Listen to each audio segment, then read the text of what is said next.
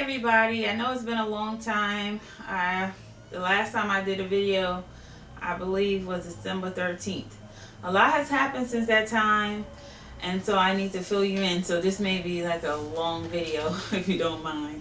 The last time I was supposed to come back to give you an update on what happened at my doctor's appointment on December 22nd. Well, I went to the doctor's appointment and I was informed by my doctor that I did get a positive pregnancy test, that I was pregnant. I asked my doctor what my beta levels was at the time, and he told me it was 40. I went online, I was surfing, and I saw 40 was kind of low, and I was kind of concerned. And my doctor told me that, it's a good number and that it may double, that it's supposed to double in a couple of days. So he had me come back to the doctor on the 23rd, which was the next day, to see what my beta levels were, and it had went up to 84. Then he told me to come back on the 24th, and my numbers had went up to 106. On Christmas, I started to bleed, and it started to come out in clumps. But when you use the suppository progesterone, you get the little how can you say, like the clumps are coming out. So I was thinking maybe that was old dry blood, because it was kind of brownish. And then then I trying to, sorry about the graph, I was trying to clean it, and then it started getting redder and redder. So then I ended up going to the emergency room. I went to the emergency room there for hours on Christmas, and the doctor took my blood levels, and she told me that she's not a fertility doctor, but she told me that my beta levels had went down to 60. And she told me, don't get too alarmed, that maybe their testing is kind of different from my doctor's testing, so I need to make an appointment for my doctor for the next day. So I came home, I emailed my doctor, and he told me to come in on the next day, which was Friday, the 26th. I went to the doctor and took my blood test, and they told me that yes, indeed, my beta levels were dropping, and that I had something called a chemical pregnancy, where the embryo started to implant, but it didn't fully implant. And so basically my body was just, I guess, discarding the leftover of the embryo. I was devastated a couple of days about the whole situation. And my doctor said to me to come back to follow up. He told me that possibly we have to discuss about doing surgery, because like I told you in video 1, I have something called a hydrosalpinx on both sides, where due to the fact that I had so many myomectomy surgeries, it's left me with a lot of scar tissue and adhesions, which has caused a blockage on both of my tubes.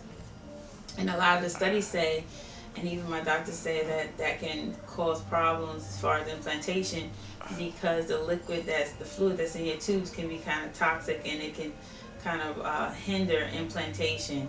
So that it's best, it increases your chances to have the surgery where they clip the areas, the tube where the hydrosalpinx is, to get all that fluid out of there. So basically, I decided to change doctors, and now I go to a very I would say more prestigious fertility doctor center.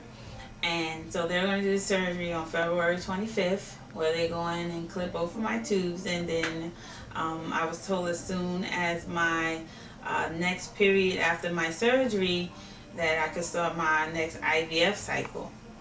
So basically what they're going to do on the 25th, they said they're going to go in and do my belly button and do a laparoscopic surgery and just clip both tubes. And they said the recovery time is quicker, because they're not doing more intrusive measures. Also, I want to give you an update. When I first started IVF, I was doing everything by myself. I was single at the time, but doing this whole IVF experience, I ended up meeting someone and that person, we're now in a relationship, and that person is now, when I do my IVF cycle, is going to um, donate the sperm and go through the whole process with me. So that is a good thing. And and maybe sometimes they say some things happen for a reason, and sometimes I think maybe the reason that maybe the chemical I had a chemical pregnancy was because this whole thing with the new person, and the person decided to become my donor and go through the whole process with me. But still, um, basically, I want to say thank you to all the people who have been writing me and inquiring about where I am, and giving me support through my whole process, and actually watching my videos. And I just want to say that um, this whole IVF thing it's how can I say it can be a lot. But I met a lot of friends, whether it be online or at my doctor's office, and who going through the same thing. So I know I'm not alone.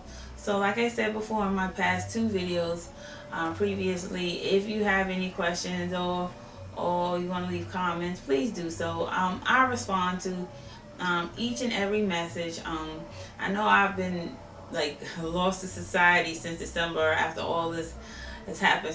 So much stuff has happened with me, and but I'm back now. And if you need me, email me, or just need words of encouragement, or just someone just to just talk to. I'm here. So I'll keep you posted on my surgery on the 25th, how that went. And I will keep you posted on after that about in vitro when I start my next cycle. So, any questions? Contact me. Okay, bye everybody.